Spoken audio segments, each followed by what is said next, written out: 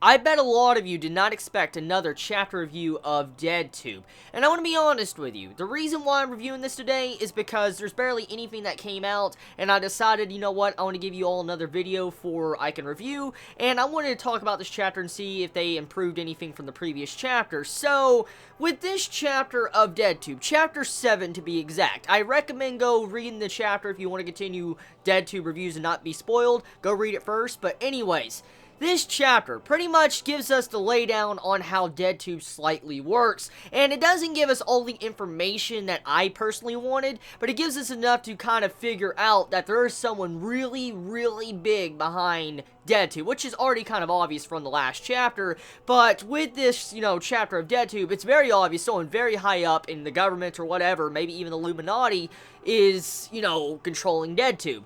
And, for instance, if you make great views on DeadTube with any video you possibly make, you can get away with anything you do. For instance, you can go out and shoot and kill everybody you want, and you make a video on it and upload it to DeadTube, and you make massive amounts of views, well, you will be fine. You won't be charged, you won't be penalized for crimes or anything like that. DeadTube will pin it on someone else. And so, we kind of find out how the system of DeadTube really works. This is how technically it works. If you get in the middle of DeadTube, like if you start working in DeadTube and you start putting in videos and stuff and getting views and start making money, you cannot get out of it. Like, that's what I understood from this chapter. Like, if you start DeadTube, you can't get out of DeadTube. Like, the main male character now is fucked. He got forcefully put into DeadTube, technically, from the first chapter, and now he's in this game. He can't stop doing it, because if he was, and made no views at all, he will be penalized for our main female character's actions if she doesn't make a good video,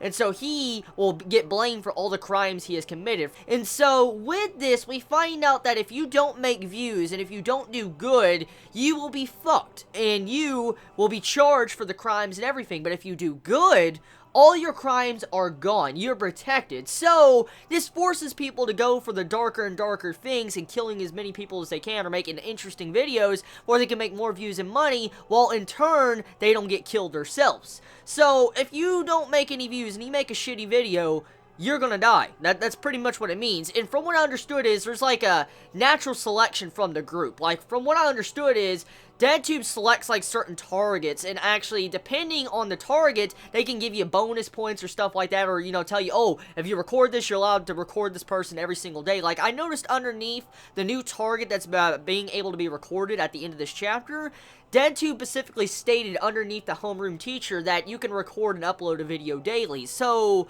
I'm assuming people cannot upload videos daily on DeadTube, like only special times, as for instance considered to, this teacher. So, I'm assuming that, for instance, if you were to upload more videos, it might, cause you to be terminated or something, because from what I understood is that you need to get the most views for a video, and if I'm guessing you make multiple videos, you'll get more views compiled and compressed and together, and so you'll kind of be cheating the system. So I'm guessing DeadTube doesn't allow that. But either way, we still need to find out who is really backing DeadTube. We still don't know that, but from what we can understand is majority of people in the school are a part of DeadTube. Majority of them, because there was huge murders and killings in, in the last chapter. Everybody walked into school the next day and nothing was wrong. Like, everything's swept up, the director's gone, stuff like that, but nobody bats an eye like anyone cares. So, it just shows you something really fucked up is going on here, and it has me intrigued, and I'm curious to see what direction DeadTube is really going to take. I mean, it's a monthly manga series. It doesn't take much time for me to really sit down and review this, and it's not the most intelligent series of all time I've ever had to review, so it's not really that hard to review, I want to be honest. But, no offense to anyone that really loves DeadTube. But overall, this chapter is really good. It just gives us the laydown of the next target, this homeroom teacher that's came in, and they're going to be recording this homeroom teacher, and you have it to where you can't stop playing DeadTube. If you stop doing DeadTube, you will be killed. So, tell me your thoughts. Oh yes, actually, one more thing I do want to mention before I end this review. If you, for some reason, fell, like, let's say our main male character was to die, okay, like, say, next chapter. If he was to fail and make 0 views and he was to get penalized, they can't technically sue the dead person. But we find out if you do fail, your family will be punished.